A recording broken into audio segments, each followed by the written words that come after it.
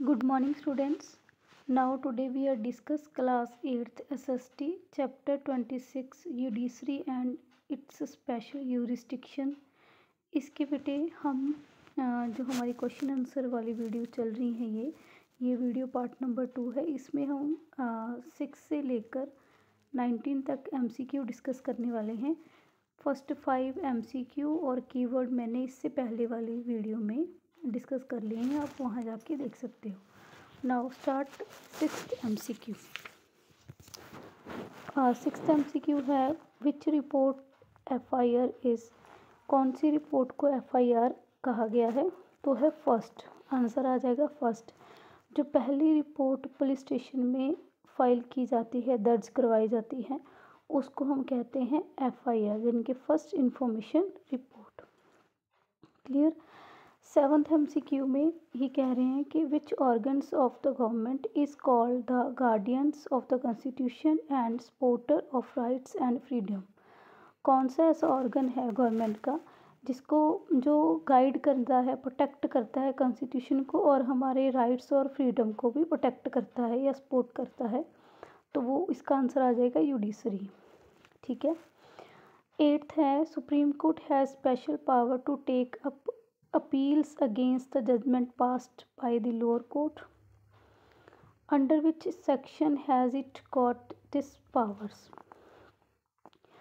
Supreme court के पास special power होती है बेटे, ठीक है, कि वो किसी भी लोअर कोर्ट के द्वारा दिया गया जो जजमेंट है उसके अगेंस्ट अपील सुन सकती है, सुनवाई कर सकती है, या अपील उसमें फाइल हो सकती है और डायरेक्टली उसको उस केस की सुनवाई अपनी कोर्ट में कर सकती है।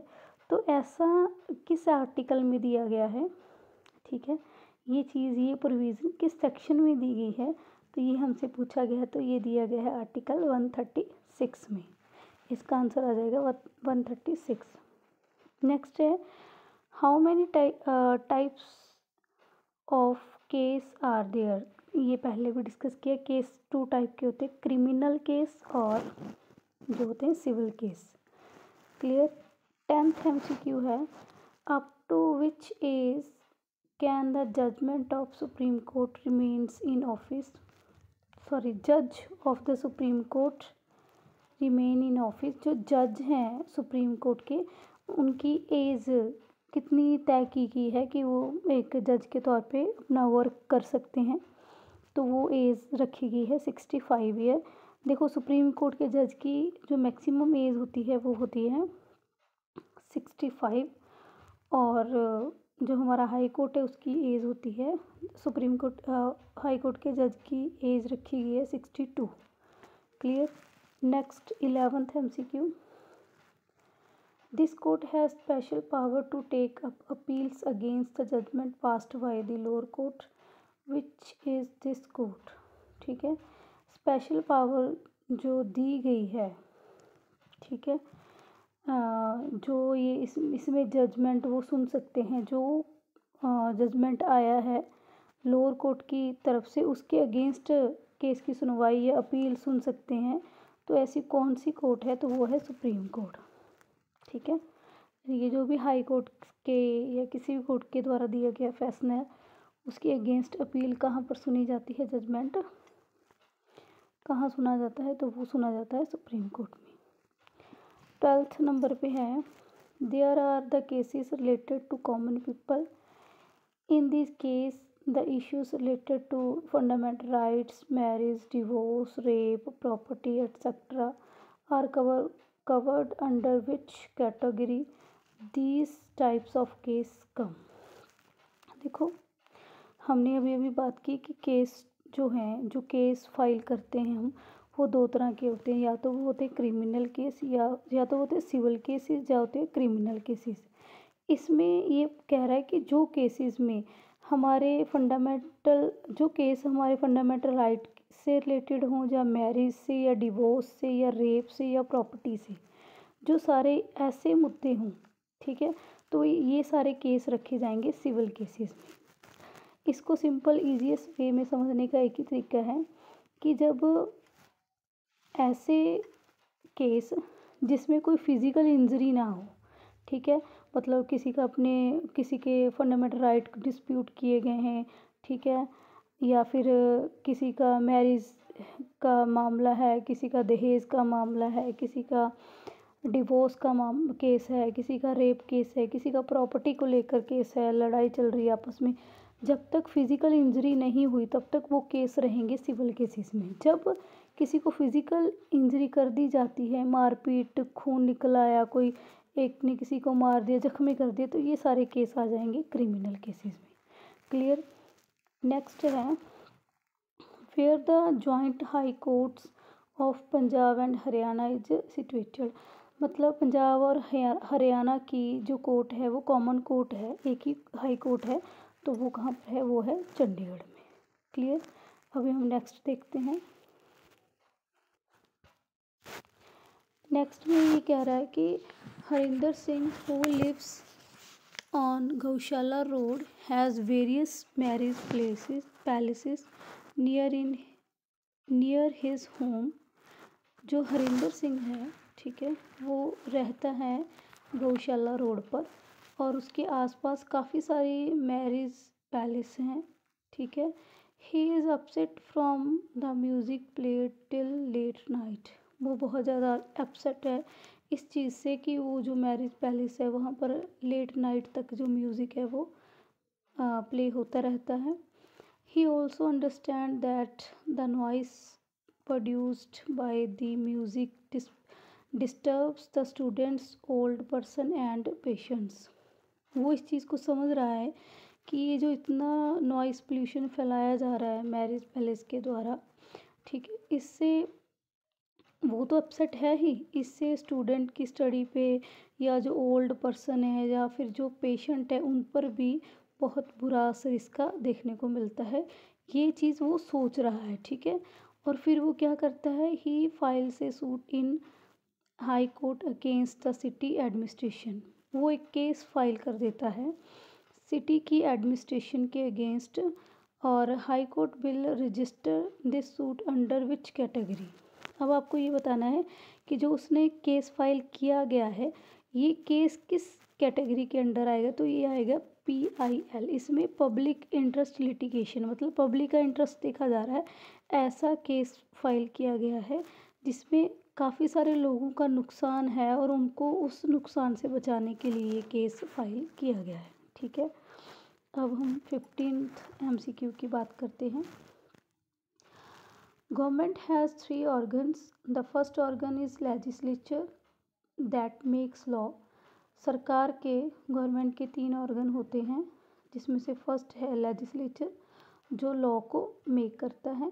The second is execute that implement the law passed by the legislature. जो लॉ बनाता है लेजिस्लेचर, ठीक है, उसको जो सेकंड है हमारा ऑर्गन एग्जीक्यूट, वो एग्जीक्यूट कर देता है, ठीक है। A law is implemented properly और नॉट। वो लॉ जो लेजिस्लेचर ने बनाया और एग्जीक्यूटिव ने उसको इम्प्लीमेंट किया, क्या वो लॉ प्रॉपरली इम्प्लीमेंट हुआ है या नहीं, इस चीज़ के लिए इट इज़ द कॉन्स्टिट्यूशनल और नॉट। क्या वो लॉ जो पास हुआ है वो कॉन्स्टिट्यूशनल है या नहीं, मतलब वो हमारे संविधान के नॉर्म्स को कंप्लीट कर रहा है, हमारे संविधान के अनुसार है या नहीं। This is decided by the third organ. What is it called. जो तीसरा ऑर्गन है ये इस चीज़ को, ये तीसरा ऑर्गन डिसाइड करता है और उसको हम क्या कहते हैं, उसको हम कहते हैं जुडिशरी। क्लियर। नेक्स्ट है 16th MCQ। If any unluckily event, if the police do not register your FIR then you can approach the judiciary court in this regards। what can the court do in this regards। ये कह रहे हैं कि मान लो कभी ऐसा हो जाए कि पुलिस आपका केस फाइल करने से, मतलब आपको किसी के अगेंस्ट FIR जो है फाइल करनी है, FIR रजिस्टर करवानी है और पुलिस, आप कोई भी पुलिस स्टेशन, ठीक है, आपका केस रजिस्टर करने के लिए तैयार ही नहीं है, वो आपकी FIR लिख ही नहीं रहे, तो ऐसे केस में आपकी जो कोर्ट है वो कैसे हेल्प करेगी या कोर्ट क्या करेगा। तो इन्होंने A ऑप्शन में दिया है, it can direct the police to register case या तो वो कहेगा पुलिस को कोर्ट, ठीक है। हमारी मतलब देखो, वैसे तो ऐसा होता नहीं है कि कोई भी पुलिस स्टेशन आपका केस फाइल ना करे, लेकिन अगर बाई चांस ऐसा हो भी जाता है, ठीक है, तो हम सीधा कोर्ट में जा सकते हैं। तो ऐसे मैटर को जब हम कोर्ट में लेके जाते हैं तो कोर्ट क्या करती है, या तो वो पुलिस को कहती है कि वो आपकी एफआईआर रजिस्टर करे, या फिर नंबर बी में इन्होंने कहा है it itself can register the FIR, या फिर वो खुद उस केस को रजिस्टर करेंगे। तीसरे में कह रहे हैं it can hand it to over the police for the investigation, और वो उसको रजिस्टर करने के बाद पुलिस को जो हैंड ओवर कर देंगे कि इस मामले की अच्छे से इन्वेस्टिगेशन की जाए। तो इसका आंसर आ जाएगा all of the above. Clear. Next है 17th MCQ। If there is fight dispute between two individual, जब किसी दो लोगों के बीच में लड़ाई हो जाए, ठीक है, या फिर किसी पार्टी के बीच में लड़ाई हो जाए, parties and there is physical injury, और एक दूसरे को फिज़िकल इंजरी कर दें, ठीक है, इंजर कर दें, नुकसान कर दें एक दूसरे की। फिज़िकली डैम मतलब किसी बॉडी पार्ट पे अटैक करके, ठीक है, मारपीट हो जाए, खून खराबा हो जाए। Damage of any part of the body, और एक व्यक्ति ने किसी दूसरी व्यक्ति के किसी बॉडी पार्ट को डैमेज भी कर दिया है, ठीक है। Such cases are consider as criminal, under which section these cases are filed. अब ऐसे केस जिसमें एक दूसरे की मार कटाई कर दी गई है, मार दिया गया है, फिजिकल इंजरी दे दी गई है, ऐसे केस को किस सेक्शन के तहत जो है फाइल किया जाएगा, तो वो आएगा 134, आर्टिकल 134 के अंडर। क्लियर। अब हम 18th MCQ देखते हैं। For the purpose of giving speedly and cheap justice some अदालत्स are organised under the law of legal organisation. इस पर्पज़ के तहत कि स्पीडली, जल्दी से और कम पैसों में हमें जस्टिस मिल जाए, तो कुछ अदालत जो है ऑर्गेनाइज्ड की गई हैं कुछ ऑर्गेनाइजेशन के द्वारा, ठीक है। Law of legal organisation, legally जो कुछ अदालतें बनाई गई हैं। Now the popularity of these अदालत्स of increasing day by day because they try to decide matters by the compromising between both the parties. What are these अदालत called? मतलब देखो, जो कुछ ऐसी अदालतें बनाई गई हैं जिसमें हम जल्दी से, कम समय में और सस्ते में, मतलब हमारा पैसा भी नहीं लगता ज़्यादा, हम केस फाइल करके उसका परिणाम जो है ले लेते हैं।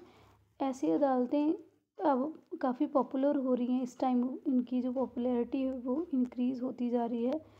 ऐसी अदालतों को हम क्या कहते हैं, ये पूछा है इन्होंने, ठीक है।